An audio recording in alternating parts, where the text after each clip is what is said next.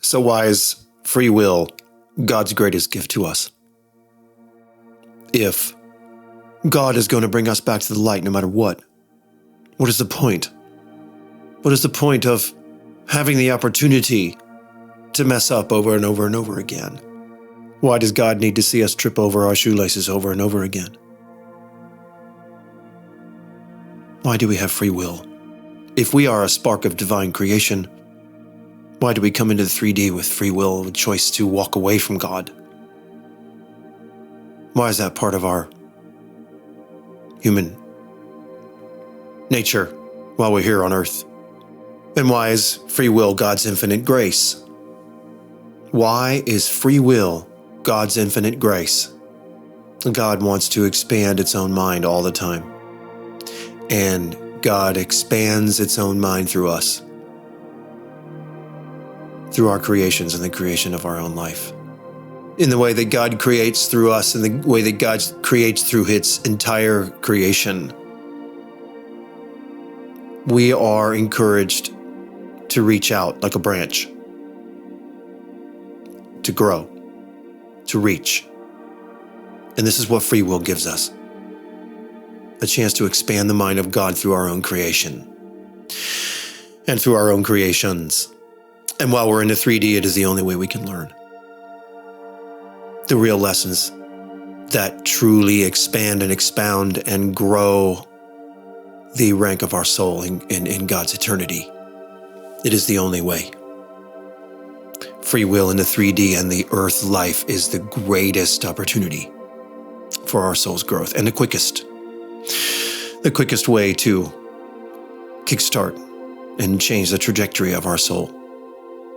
The upward trajectory of that growth, the human life, which is why the dark forces in all the different dimensions, and we've spoken and hinted to this in other episodes, because there are more dimensions than the 3.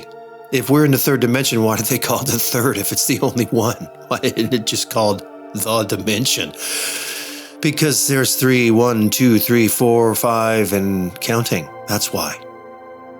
And that 3rd dimensional earth reality, and let's be fair, the word earth is spelled with the same 5 letters as the H-E-A-R-T for heart. It is the mid-garden reality, the mediator, the middle chakra of the 7, 3 lower, 3 upper, and the mediator heart green in the center.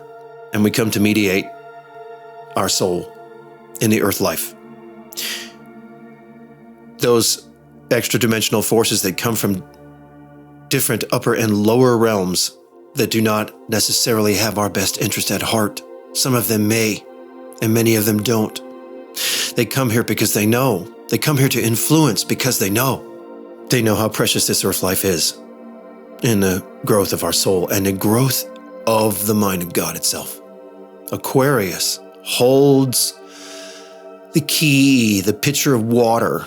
The water is a spirit pouring out by Aquarius, the Aquarian man in the sky. It holds the key to the mind of God. And the powers in the world know that if we reconnect with the mind of God, we can restructure our world and our civilization in a godly fashion. A more godly world where certain restrictions just don't make any sense. A world where natural law is followed. And the civilization is governed by that natural law and no other laws but that. Because natural law is the only law. The Aquarian waters of the mind of God, the fixed air of Aquarius, as the outermost prima mobile Pluto passes through for the next 20 years, to rip open the cracks and crevices in the depths of people's minds and in the innermost of the collective, connected through technologies that we don't even understand. And advancements in technologies that only small groups of people know about. Pluto's going to rip it all open. And if we can seize and grasp and understand and hold on to the power of that Aquarian mind of God, the pitcher of water flowing back into the world, if we can hold on to it and grasp it and understand it and realize it and hold it and be strong enough and responsible enough and disciplined enough and aware enough to hold it and cultivate it, we can restructure our civilization, and it can be a human civilization again, and not a civilization that is governed by some force outside of our own, which is in part what is going on. People can argue till the end of the day, and to the end of the year, and to the end of the decade about what we call that, how many are involved, and what's human and what's not. The point is, it's a spiritual battle. And of course, there are human beings involved. Human beings that have fallen prey and bent a knee to these forces. Pure and simple. And if these particular groups of people, whatever you want to call them, if these particular groups of people have a good relationship with their so-called deity and we do not, then they're going to win the battle in the world. Pure and simple. We cultivate a better relationship with our Almighty Creator, and we will have a fighting chance in the spiritual battle here on Earth. We cultivate a better relationship with our Divine Creator, and we have a fighting chance in the spiritual battle here on Earth. If the powers that govern the structures and the institutions of the world have a good relationship with their deity, a better one than we do, then they're going to find favor in the world. It is that simple. They are going to find favor in that world. We have a chance to seize this revelation. We have a chance to seize it. The bucket of water poured by Aquaman has all of the information in it that we need. All of the information. It will come to us in digital form. It will come to us in invisible, insightful downloads. It will come to us in signs and symbols. It will come to us in things that people say. It will come to us in ways that we do not expect.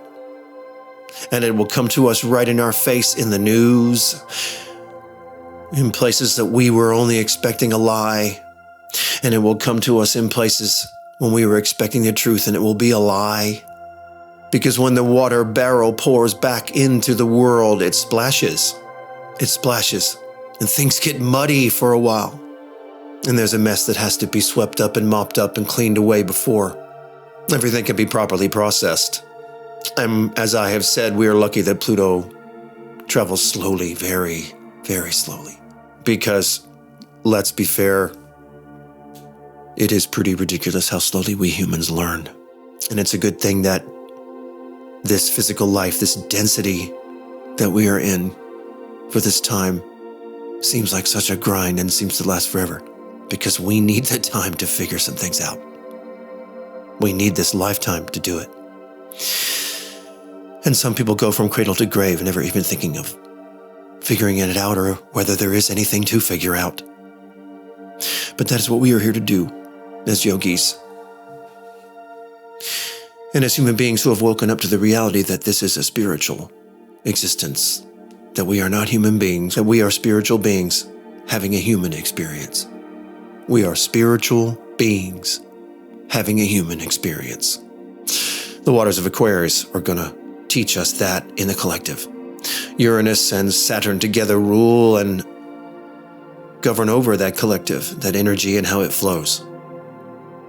And they're going to show us how those dots connect and how they're supposed to connect properly with the proper colored lines and in the proper direction.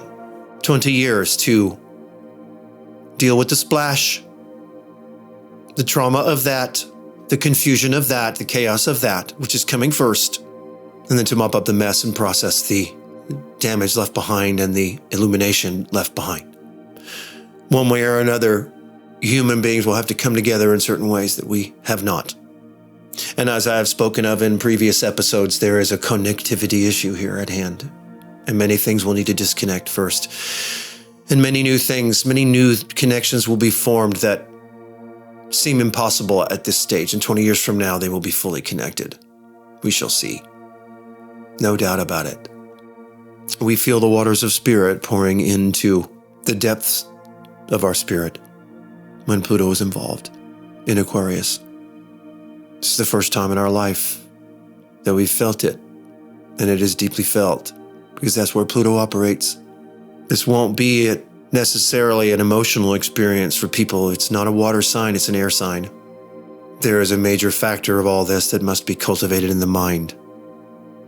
And hearkening back to an early episode where I mentioned the frontal cortex of the human species, it is my contention that the plant kingdom is more advanced than we are, and that in the animal kingdom, we are the least advanced of all the animals.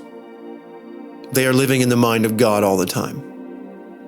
And our frontal cortex, although it gives us the ability to design tall buildings and fast vehicles and flying machines and nanotechnology and dangerous pharmacology, it does not mean we are the most advanced.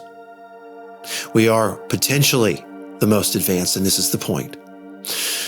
We have to come into full alchemy of our whole being, and the yuga cycle that we are coming out of has disallowed this in the human spirit and the human civilization. The yuga cycle has pulled us out and out of that through entropy and through the dark forces that have been allowed to creep in for hundreds and hundreds and hundreds and hundreds of years. We do not know what we are capable of. And we have patted ourselves on the back for hundreds of years saying, look how advanced we are, look how much better we are than all the other animals. We need to take a good look at how the birds operate and see how automatic everything is. Sometimes when I hone in to the spirit animals, I can almost hear them laughing at us and chuckling with empathy. Because at one point in their existence, they were like us too, clueless and not tapped in properly. But as I spoke of and mentioned at the beginning of this particular talk, it's about free will. And our free will and the amnesia that we come into this life with is part of that gift. If we knew everything about the past and our existence, first of all, our brain would explode and our third density physicality would not be able to withhold that. We would explode. We would implode from within.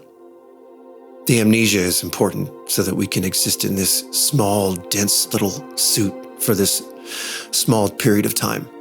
The free will and the amnesia is there so that we can fully cultivate that frontal cortex into its fullest potential and not waste it. Even though the modern world pulls us outside of that self-awareness, such that we end up extending our brain power and all of our gifts and talents on seeking outward into the world, into the system that conditioned us. And that's what we do. Yoga reminds us that it is inside where all the questions are and all the answers and all the problems and all the solutions are all inside. This movie that you are living in, that I mentioned in a previous episode, as a metaphor for life, the movie that you are watching now, that I am playing a character in, you are the lead character, and you are co-writing this film with God simultaneously as you star in it. And I don't exist without that movie that is in your mind. And this is how very complex God's reality is, because I, too, am having a movie of my own.